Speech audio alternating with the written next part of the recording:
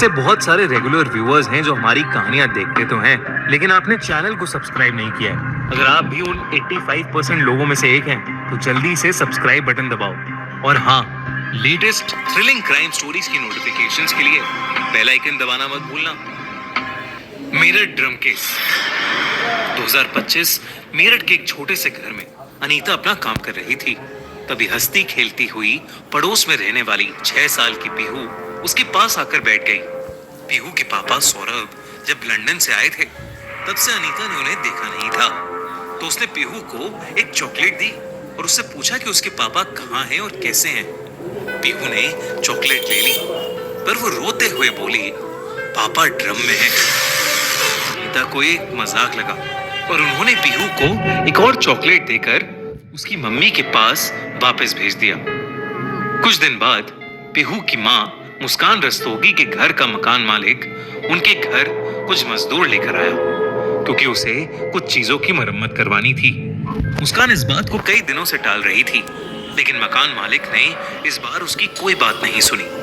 मजदूर घर का सारा सामान बाहर रख चुके थे, सिवाय एक बड़े से नीले ड्रम के। उन 2 मजदूरों ने वो ड्रम उठाने की कोशिश की, लेकिन वो अपना पूरा दम लगाकर भी उसे उठा नहीं पा रहे थे। मकान मालिक ने उन्हें ड्रम खाली करके ले जाने को कहा, लेकिन जैसे ही उन्होंने ड्रम खोला, वैसे ही पूरे रूम में एक बहुत गंदी बदबू आने लगी। जब मजदूरों ने ध्यान से उस ड्रम को देखा, उसमें किसी इंसान की सड़ रही बॉडी पड़ी थी। मकान मालिक ने मुस्कान को आवाज लगाई, लेकिन मुस्कान वहां से जा चुकी थी। उधर मुस्कान रोते रोते अपने पेरेंट्स के घर पहुंची। पीहू, जिसको कुछ हफ्ते पहले मुस्कान ने अपने पेरेंट्स के साथ रहने भेज दिया था, अपनी माँ को ऐसी हालत में देखकर डर गई। मुस्कान के पेरेंट्स ने उससे बार बार उसके रोने की वजह पूछी। पहले तो मुस्कान ने कुछ नहीं कहा, लेकिन फिर एक धीमी सी आवाज में उसने बताया कि उसके पति सौरभ को उसके ससुराल वालों ने ही मार दिया है। ये सुनकर मुस्कान के पेरेंट्स के पैरों तले जमीन खिसक गई। मुस्कान के पिता ने मुस्कान को तुरंत स्कूटर पर बिठाया और पुलिस स्टेशन की ओर चल पड़े। मुस्कान के पिता उसे पुलिस के पास ले जा तो रहे थे, लेकिन उन्हें मुस्कान की हालत देखकर समझ आ गया था कि वो उनसे कुछ छुपा रही है। उन्होंने स्कूटर को एक शांत इलाके में जाकर खड़ा कर दिया। मुस्कान आखिरकार टूट गई और उसने कबूल किया कि साहिल नाम के लड़के ने उसका इस्तेमाल करके सौरभ को जान से मार डाला है, और सौरभ की लाश उनके घर में एक नीले ड्रम में है। करीब 9 साल पहले मुस्कान अपने माता पिता और नाना के साथ मेरठ के एक छोटे से घर में रहती थी। मुस्कान के नाना एक ज्योतिष थे और उनसे मिलने रोज उनके घर कई लोग आते थे। इनमें से एक था सौरभ राजपूत। सौरभ जब पहली बार उनके घर आया, तो मुस्कान को देखते ही उसे प्यार हो गया। मुस्कान को भी सौरभ पसंद आया और दोनों ने शादी करने का फैसला किया। लेकिन एक बहुत बड़ी दिक्कत थी, उनके पेरेंट्स नहीं चाहते थे कि वो शादी करें, लेकिन मुस्कान और सौरभ ने भागकर शादी कर ली। कुछ समय बाद दोनों के पेरेंट्स भी मान गए और मुस्कान सौरभ के परिवार वालों के साथ रहने लगी। सौरभ मर्चेंट नेवी में था और ज्यादातर देश के बाहर रहता था। मुस्कान अकेले घर पर रहती थी, तो उसके सौरभ के घर वालों से रोज झगड़े होने लगे। वो इतनी ज्यादा परेशान हो गई कि वो सौरभ को वापस बुलाकर एक अलग घर में रहने लगी। सौरभ दूसरी नौकरी करने लगा और वो दोनों फिर से हंसी खुशी रहने लगे। 2019 में उनकी बेटी हुई, जो शायद उनकी जिंदगी का सबसे हसीन पल था। पर सौरभ की जिम्मेदारियां अब बढ़ गई थीं, तो वो काम करने के लिए लंदन चला गया। मुस्कान फिर से अकेली पड़ गई। इसी बीच उसके एक स्कूल फ्रेंड ने मुस्कान को एक स्कूल के व्हाट्सएप ग्रुप में ऐड किया। वहां उसकी बात अपने एक बैचमेट साहिल से हुई। हालांकि वो स्कूल में ज्यादा बात नहीं करते थे, लेकिन ग्रुप पर बात करते करते वो लोग अच्छे दोस्त बन गए। दोनों ने साथ में समय बिताना शुरू कर दिया और साहिल और मुस्कान के घर में ही दोनों ने साथ में टाइम बिताना शुरू कर दिया। साहिल एक ड्रग एडिक्ट था और उसने अपने साथ मुस्कान को भी नशे की लत लगा दी। साहिल और मुस्कान अब एक दूसरे से प्यार करने लगे थे। सौरभ को इस बात की भनक लग गई थी। उसने मुस्कान के पेरेंट्स को उस पर चेक रखने के लिए कहा, लेकिन मुस्कान ने अपनी साहिल से अफेयर की बात को झुठला दिया। सौरभ ने इस बात को जाने दिया और वो दोनों वापस नॉर्मली बात करने लगे। पर धीरे धीरे मोहल्ले वालों को भी साहिल और मुस्कान के अफेयर का पता चल गया था।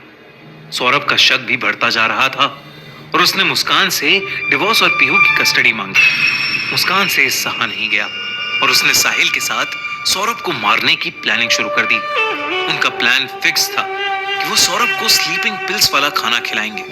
इसी बीच 2025 की शुरुआत में मुस्कान को सौरभ का कॉल आया कि वो वापस इंडिया आ रहा है ताकि वो मुस्कान और पीहू दोनों का बर्थडे साथ में सेलिब्रेट कर सके, जिसके बाद वो उन्हें लंदन ले जाएगा।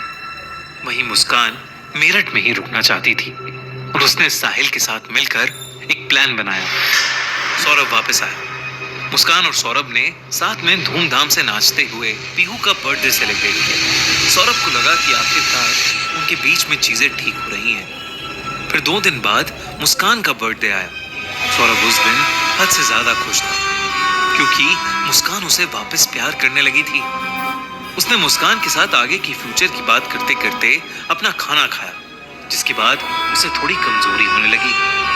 जहां सौरभ को लग रहा था कि उसकी तबीयत खराब हो रही है, वहीं दरअसल वो नींद की गोलियों का असर था जिससे मुस्कान उसे मारना चाहती थी। पर उस रात सौरभ को कुछ नहीं हुआ। फिर 3 मार्च को सौरभ की मां ने उसके लिए उसकी मनपसंद सब्जी भेजी। मुस्कान ने बड़े प्यार से सौरभ को वो सब्जी खिलाई। खाना खत्म करते ही सौरभ को नींद आने लगी। उसे लगा वो थक गया है, पर उसे नहीं पता था कि उस खाने में ढेर सारी नींद की गोलियां थी। सौरभ जैसे ही बेहोश हुआ, मुस्कान ने तुरंत साहिल को बुला लिया। साहिल ने मुस्कान को एक बड़ा सा चाकू दिया और मुस्कान ने वो चाकू सौरभ के सीने में घुसा दिया। उन लोगों ने कई बार सौरभ के शरीर पर चाकू मारा ताकि वो किसी भी तरीके से बच ना सके। फिर उन दोनों ने मिलकर उसका सर, पैर, हाथ ये सब काट कर उसके 15 टुकड़े किए और इन टुकड़ों को एक नीले ड्रम में डालकर उस ड्रम को सीमेंट से भर दिया। ये सब सुनकर मुस्कान के पिता बुरी तरह घबरा गए। वो तुरंत उसको पुलिस स्टेशन लेकर गए। पुलिस ने जब मुस्कान से सौरभ के मर्डर की कहानी पूछी तो उन्हें भी विश्वास नहीं हुआ कि कोई अपने चाहने वाले के साथ ऐसा कैसे कर सकता है। पुलिस ने उस ड्रम को बरामद किया। उस ड्रम में सौरभ के कटे हुए बॉडी पार्ट्स बरामद हुए, जिसे देखकर सौरभ के परिवार वाले पूरी तरह से टूट गए। पुलिस ने साहिल को भी अरेस्ट कर लिया। साहिल और मुस्कान के फोन की जब तलाशी ली गई तो पुलिस को पता चला कि मुस्कान और साहिल सौरभ को मारने के बाद उसी के पैसों से कई दिन तक हिमाचल में अय्याशियां कर रहे थे और अपनी नशों की दुनिया में मस्त थे। और तो और वो सौरभ के परिवार वालों से उसके जिंदा होने का लगातार झूठ बोल रहे थे। दरअसल साहिल की मां की मौत कुछ साल पहले ही हुई थी। अपनी मां की मौत के बाद साहिल पूरी तरह से टूट गया था। उसने नशे में राहत ढूंढी। मुस्कान को पता था कि साहिल अपनी मां को लेकर कमजोर है और वो अंधविश्वास में भी मानता है। सौरभ ने मुस्कान से जब डिवोर्स मांगा तो मुस्कान को अपनी बेटी की कस्टडी बचाने का एक ही रास्ता सूझा, सौरभ की मौत। इसी साजिश को अंजाम देने के लिए मुस्कान ने साहिल के अंधविश्वास का फायदा उठाया और साहिल को एक फेक अकाउंट से उसकी मरी हुई मां की आत्मा बनकर सौरभ को मारने के मैसेजेस करने लगी। जब पुलिस साहिल के घर पहुंची तो साहिल के घर की दीवारों पर एक ब्लड ड्रैगन, शैतान की पिक्चर्स, काले जादू के ऑकल्ट सिंबल्स और हर जगह लिखा था 666, जिसको डेविल का एक नंबर माना जाता है। पुलिस की थ्योरी के हिसाब से साहिल ने शायद एक ब्लैक मैजिक रिचुअल भी किया था। केस की इन्वेस्टिगेशन के दौरान मुस्कान की मां ने भी बताया कि मर्डर से कुछ दिन पहले मुस्कान ने उनसे कर्ण पिशाचनी के बारे में पूछा था, जो कि एक बहुत ही खतरनाक तंत्र विद्या है। सौरभ के परिवार वालों को यकीन है कि सौरभ का मर्डर तंत्र और काला जादू के लिए किया गया है। पीहू अपने माँ बाप को बहुत मिस करती है। ताकि उसे सच ना पता चले, दोनों के परिवार वालों ने उसे कहा है कि सौरभ और मुस्कान लंदन में हैं। पीहू की कस्टडी को लेकर अभी भी कोर्ट केस जारी है, जिस पर जल्द फैसला आएगा। वहीं मुस्कान और साहिल जेल में हैं और जज के सजा सुनाने का इंतजार कर रहे हैं। दोस्तों, अगर आपको ये वीडियो पसंद आई तो जल्दी से सब्सक्राइब करो द क्राइम शो